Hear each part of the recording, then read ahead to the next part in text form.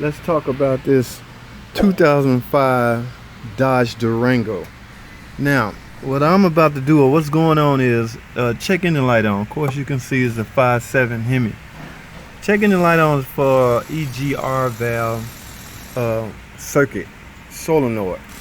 I can't remember the P number, but I posted in the bottom. Now, the thing about, here's the EGR valve, of course. We all know what an EGR valve does. EGR stands for exhaust gas recirculation.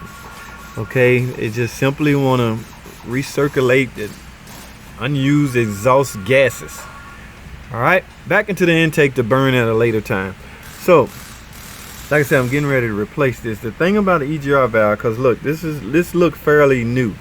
You got to be careful. As you can see, this is like a 4-wire setup. Okay, so you will have fault codes like circuit high, circuit open, circuit shorted. Okay, so also the solenoid part of the EGR valve is built onto it. So in fact, here's the new one. The older model EGR valve used to have the solenoid separate from the valve, but times have changed and so have parts. So what I'm gonna do, you can see this fairly easy. There's no sense in me replacing it or filming me replacing it. You got 2 bolts on the exhaust right here, and 2 bolts holding the valve onto the head.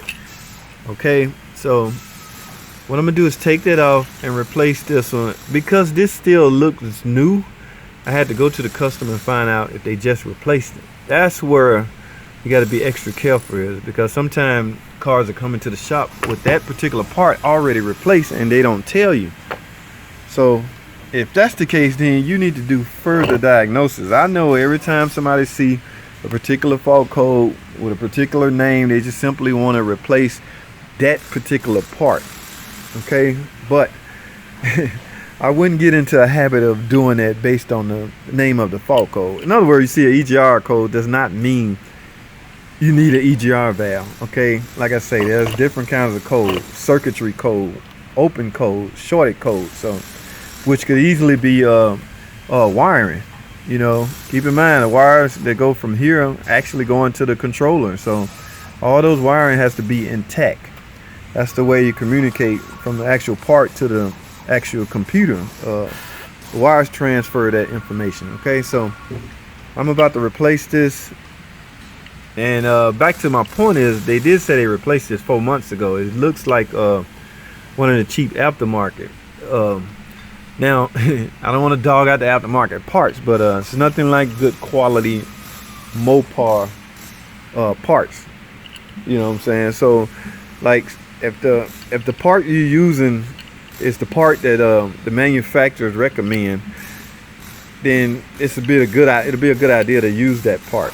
Okay, let's say for instance most Ford use motorcraft parts. So I don't know if the parts are built for the specific cars or whatever, but they deem them quality parts.